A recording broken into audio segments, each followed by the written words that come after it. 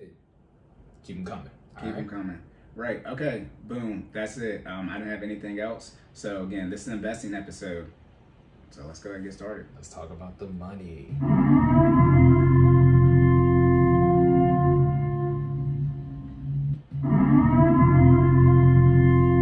Yes, I'm choosing violence. Remember, violence is the default setting. It wasn't chosen. So we're gonna get ready for that money. You ready? Right. Okay.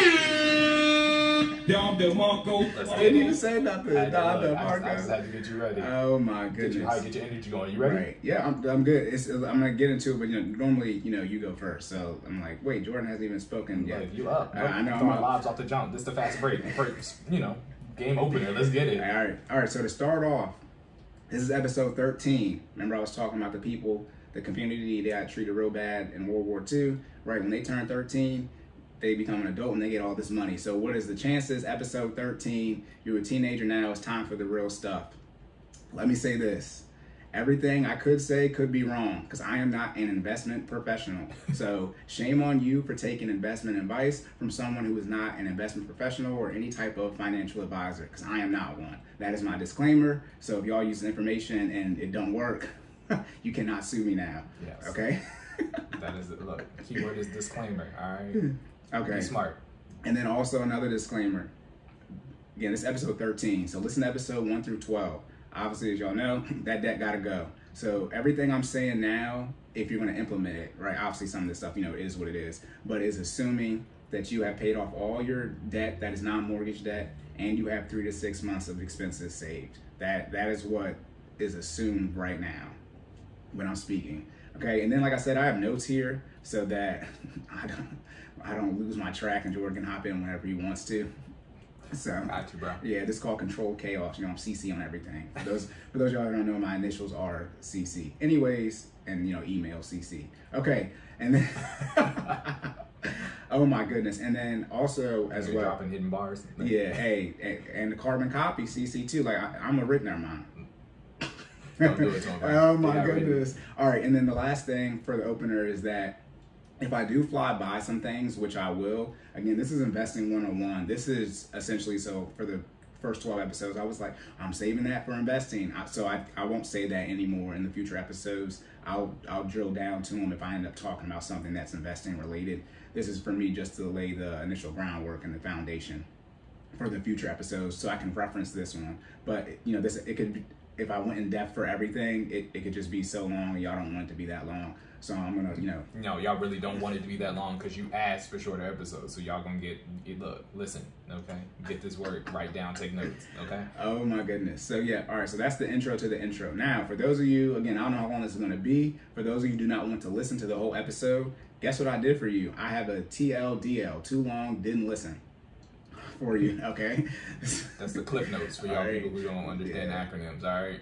So we have 7 sections, and this is the first section. So this is the section you only have to listen to. This is going to be a summary, my best, of all the other 6 after this. So first thing first, remember, what is it, the 5 P's? Proper planning prevents poor performance.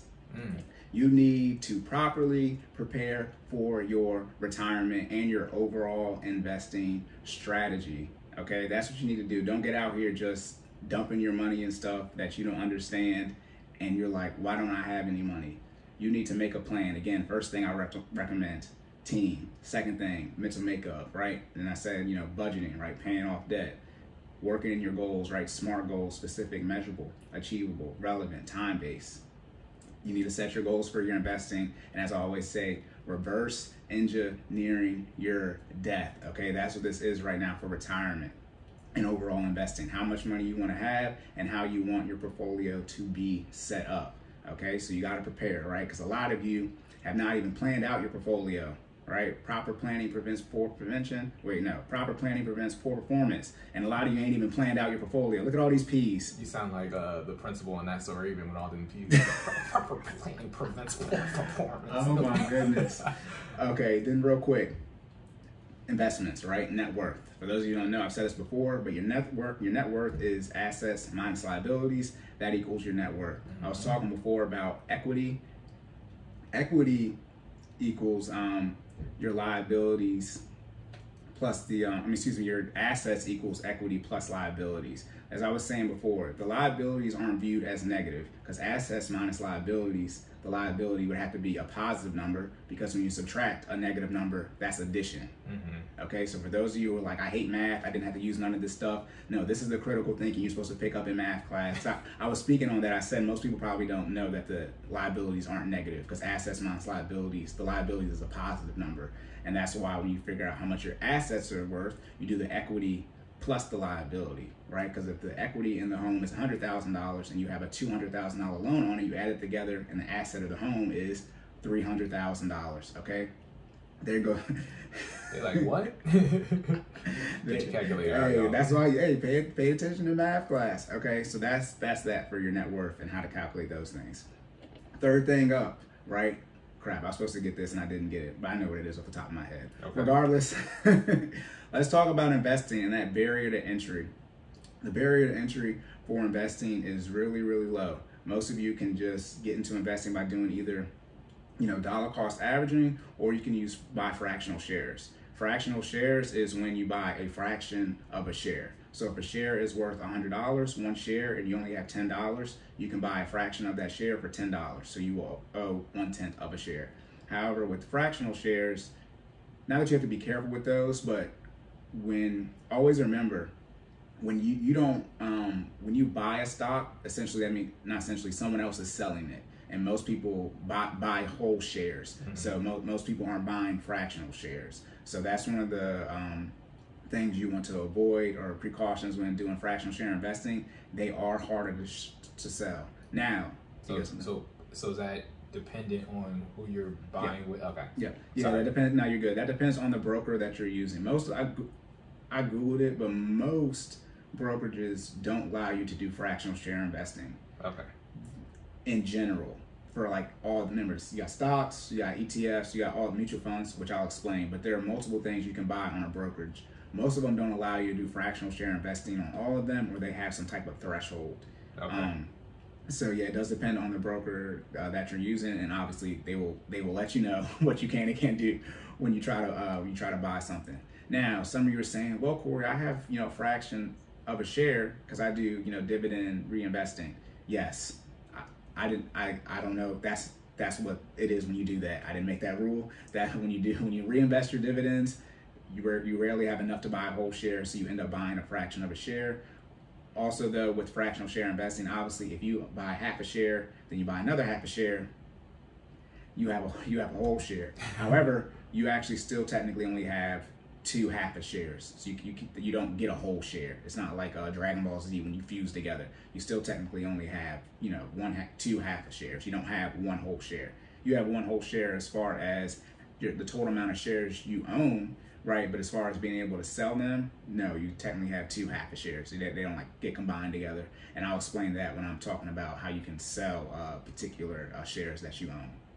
Okay, gotcha. So again, the barrier to entry is really, really low with investing. You can get in with fractional share investing. But a lot of you, which I mentioned before, you want to have a very, very, I don't know why, but you want to have a very high threshold when you get into investing. So essentially you want to have like a bachelor's or master's or doctorate in investing knowledge or whatever you want to call it. And instead, again, you can just buy something like VOO, VOO. Those three letters are the ticker symbol, and the ticker symbol is what you put in to actually find that particular stock on the exchange. Or you can buy something like SPY, SPY. VOO and SPY are probably the two most popular ETFs, that mirror the S&P 500 index, and they're probably around $400 right now. And you can just buy that, because if you buy the S&P 500, which is the economy of the United States, it can't go down, because if it goes down, then you won't have no money anywhere. You won't have no money anywhere. We will get back, for those who play Fallout, it'll be I Am Legend. There we go. That's what's up? Book of Eli. That's even better. It'll be Book of Eli out here. Gotcha. If you're saying, Corey, what should I get? What should I buy right now? Either VOO or SPY. Just write that down. VOO or SPY. Yes, rarely do I do this. Here you go. And look, we gave you the lob. Now you're gonna dunk that junk. Yeah.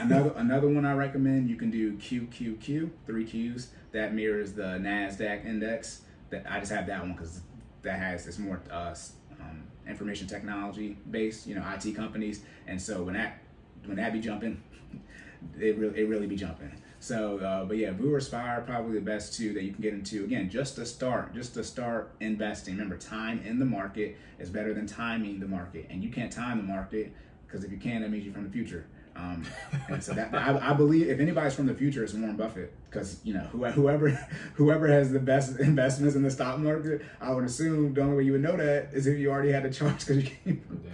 Damn, you got the formula like mastered at this point. It's like, right, but yeah, remember that invest in Boo or Spy just to get started out, because it can't go down. It does go down, but it can't go out of business, because the S&P 500 is the 500 biggest quote unquote companies. I think they do that based off of how much they have in assets, because it's different with how the Dow Jones measures it. But those are the 500 biggest companies in the United States of America. If they go out of business, then that's it. And when we have our handgun instructor on, that's when y'all need to be in that realm. So if they go to zero, you're gonna be like, no, God! No, God, please, no! No! No! No! Shout out to Michael Scott. I can't take it. I'll probably be falling on you for every time, because I can't take that. It's all good, bro. It'd be hurting. Look, The Office was a great show. My goodness. All yeah. Right. So that's what you need to do. And then remember, time in the market is better than timing the market. A lot of you, again, you want to have this high threshold, and then you be coming out here with these FOMO investing strategies. Just get in here, start making you some money, and then as you grow your knowledge in investing, you can start making some more money. Yeah. Okay? Best advice is just to start, like you said. You know what I'm saying? Right. And then when it comes to investing, it's just not about investing in yourself one time, right? It's about investing in yourself multiple times, over and over again, okay? And what does that mean, Cory?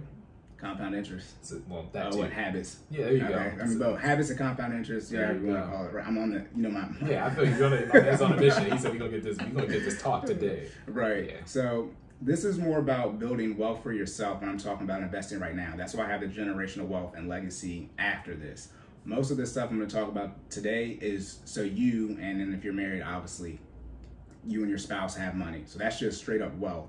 Then towards the end, and obviously generational wealth episode, I'll talk about that and how you start shaping that from my perspective. Yeah, but you don't invest in yourself one time, right? You don't just take one class. Okay, you keep pouring into yourself your entire life, right? You want to be a student your entire life.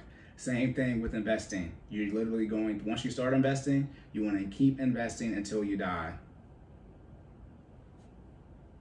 I don't think, do we have a death on here? We don't have a death. I mean, we got the tactical nuke. Tactical nuke incoming!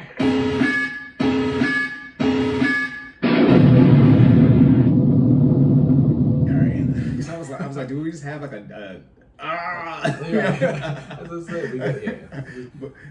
soundboard updates coming soon. I don't know. I was like, do we even want a deaf one on here? But yeah, so tap in a little bit about the generational wealth.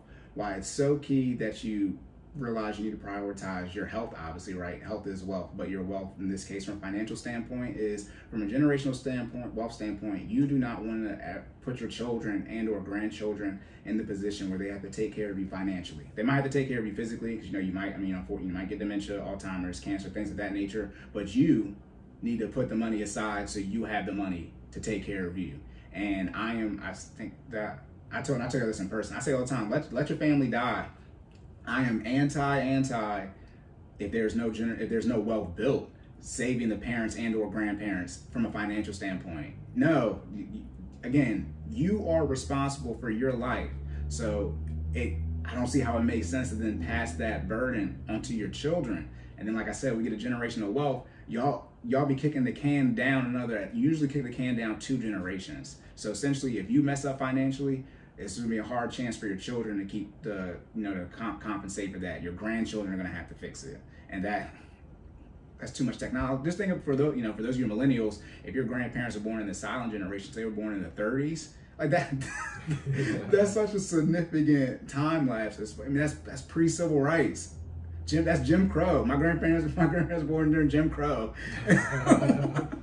So that's the one thing about investing in yourself over and over again, and then tapping a little bit with generational wealth. You're going to do that so your children, your grandchildren don't have to take care of you.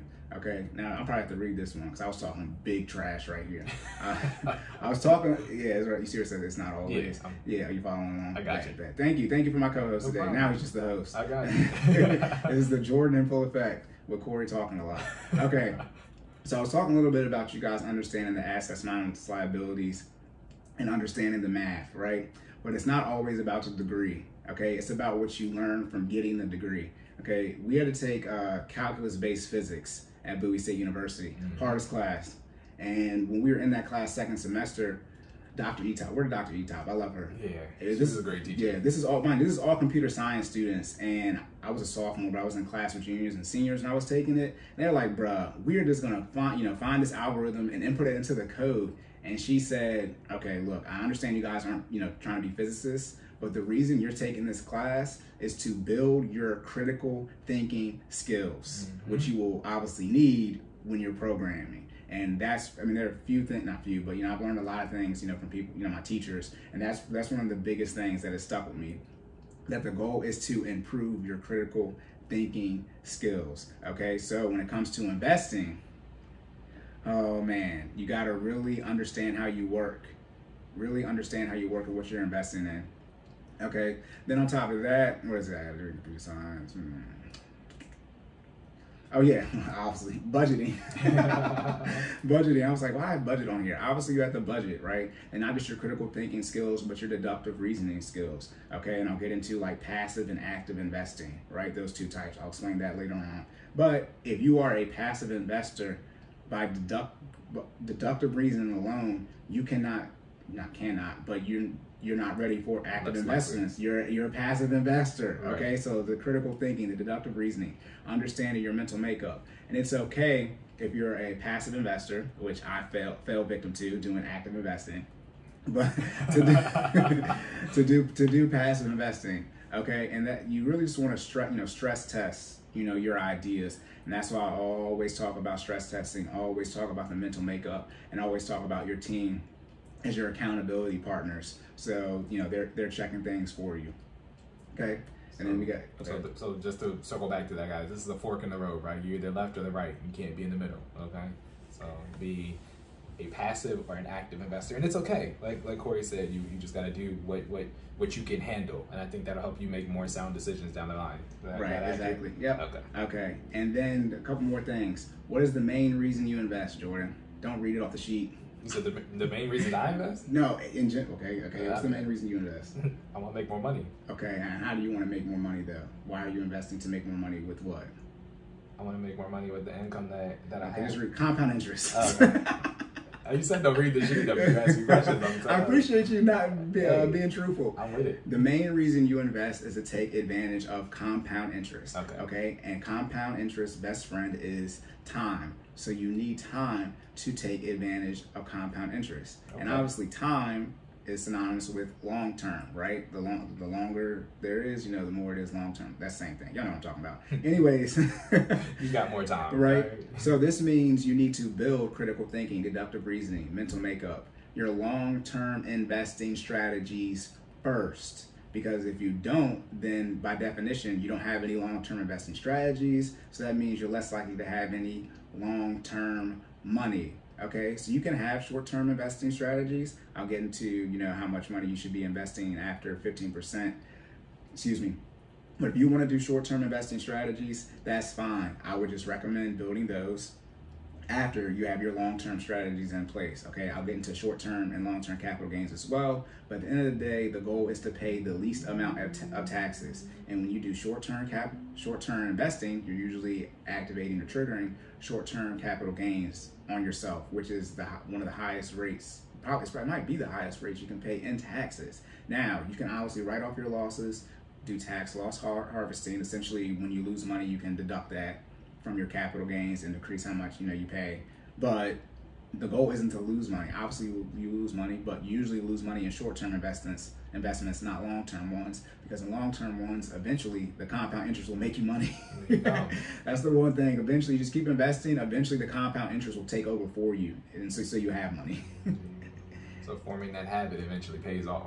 Yeah, I mean, by definition, short-term compound interest and long-term investing is the same thing. So by definition, if you're investing for compound interest, then you can't do short-term investing. There is no compound interest in short-term investing.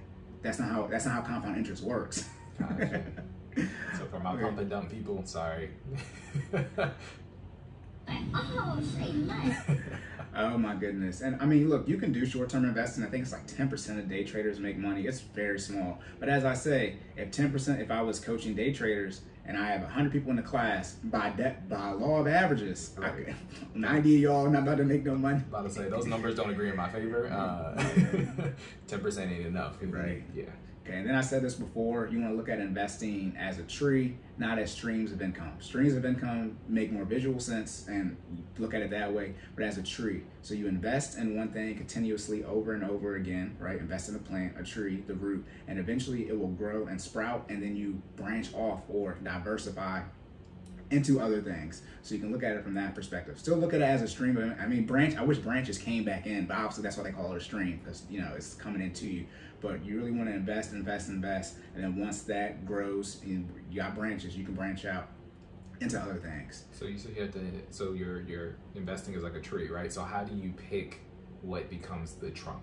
I guess is what becomes that initial thing that then grows into that then diversifies itself, right? That goes into multiple things. What is that solid trunk? Yeah. Well, okay. So this would be. This would be not post-tax investing. This would be like discretionary income investing, because obviously your retirement money, right? That is going to be a tree. You mean you can't touch it till you're 59 and a half. Tracking. So when you're using your post-tax money, this would either be stocks or a business. Real estate. Remember, was that last episode or the episode before? I think 11. Yeah. I was talking about the investment, all the different asset classes. Mm-hmm. Episode 11. That's which one you would pick. Either the stock market or business, and business is extremely vague. So yes, one of those two. Because I was telling you with FinallyFit, right? I mean, if you were Phil Knight, you would invest in Nike before it IPOs, because that's the most money you make in the business. So right. If you're in a situation where you're making some good progress, or you're projecting some great progress for your business, I would invest in stocks. I would go all in on your business, because you're going to make more money that way. And then eventually, guess what you can do? You can become a stock and IPO. Gotcha. Always remember that you can become a stock, in and of itself as a business. Yeah. And that's when you get the big money. That's when you see, Jeff Bezos' crazy net worth, because he has how much return on an investment did he get for Amazon, from $0.00 to over $3,000 a share? That percentage got to be crazy. It's got to be insane. $200 billion. Wow. Okay, so like I said, this investment advice is assuming you have no debt, right? And assuming you have the emergency fund built. Okay. If you don't have those, listen to the first 12 episodes. All right, we'll get you there. But for those of you, as a caveat, for those of you who do have debt, right, and you're like, I want to still invest, by definition of math, you'll have more money to pay off your debt if you stop investing, because you'll have more money to throw to the debt. But again, goals, your timeline, right? It is what it is. Okay. And then I also recommend, once the debt is gone, ETFs and single stocks. Okay, so ETFs, that stands for exchange traded funds. Mm-hmm. And essentially an ETF is a combination of stocks, of single stocks, or you can invest into single stocks, which are single stocks. It's one company like Apple, versus you have an ETF like S&P 500, and it's Apple, Microsoft, Amazon, Tesla, all of those companies. Okay, and I'll go more in depth into those later on. And then, because this is just the intro part. This is just the end. Never mind, Tory Lanez. Shouldn't have said that name. You gotta go to court soon, I think. Okay, and ETF. My man's is out here like this. Allegedly. I mean. Oh my goodness. Okay. And then, so now I've spoken many times on investing, on doing the 15% pre-tax. What I recommend is you either do 0%, enough to get your match, or 15% as far as pre-tax, 401k to start out. The reason I recommend 0%, that's for those of you who are trying to aggressively get out of debt and or build your emergency fund. You will have, like I just said, you will have more money if you don't invest. For those of you who get out of debt and you're not ready to take that 15% brunt hit, I recommend doing enough to get your match. Obviously, if your match is 10%, okay, but most people it's around 4 or 5%. Right.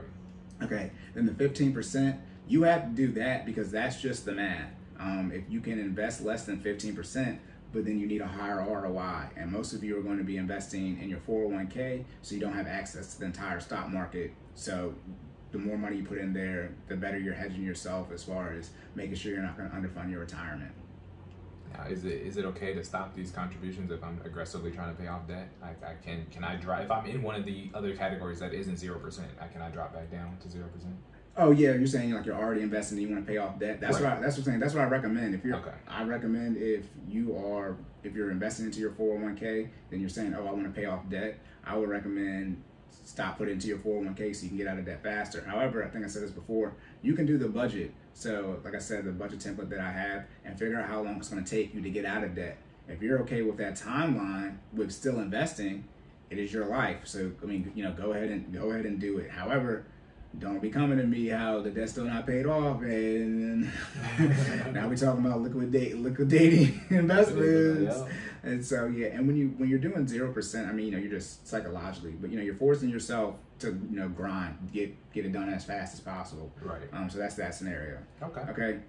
Then a big thing, a couple more things. Like people are like, my goodness, this is the intro? Yes. I mean, look, just what y'all wanted. All right, rule of 72. Okay, this is something real big. Rule of 72 essentially states you take 72 and you divide it by the amount of interest you're gaining. That's how long it's going to take your money to double. So let's say you have $100,000 and it's gaining 10% of interest. 72 divided by 10, the interest that's being gained is 7.2. So in 7 years, that $100,000 would have doubled. That's compound interest.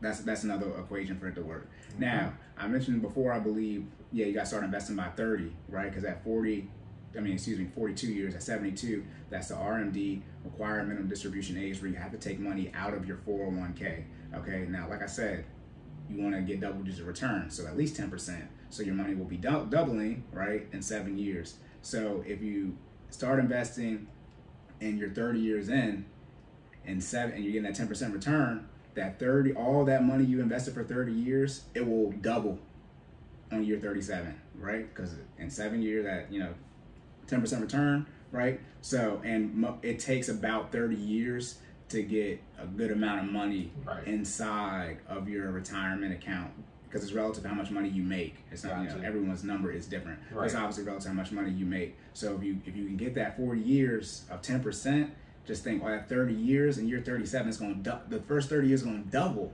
So that means you go from $1 million to $2 million. That's compound interest, okay? And then also this, I'm talking about investing. You only lose money when you sell, okay? It's not like real estate where you make money on the buy. I mean, you can't buy the dips, but in investing, you only lose money when you sell. So that's called unrealized gains. When you sell, you realize those gains and you create a taxable event if you have made a profit, called capital gains taxes, which I'll go more in depth into. That's when you have to pay taxes on your gains. Okay, then the last, this is the last one, because then I just have some quotes for y'all. How much do I need to, how much money do I need to get to? The number is $100,000. I would recommend getting there as fast as possible for those of you who are going to take stocks or your 401k as the main way you're going to build wealth, at least initially starting out. When you get that $100,000 in there, right, and you get a 1% return on a day, that is $1,000. So let's say you have $100,000 in a personal brokerage account and you make 1% that day.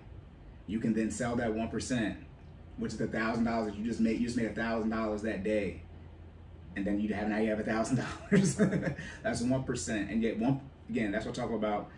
Slow, steady investing. Working way to it. Because that 1%, $1,000 is a lot. Most of you don't make $1,000 in a day. I'll take it. Yeah, exactly. I mean, who makes $7,000 in a week? Ain't nobody making that. But yeah.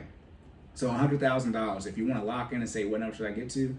100K as fast as possible. Obviously, that's overall. But if it's in your retirement account, you cannot access that money.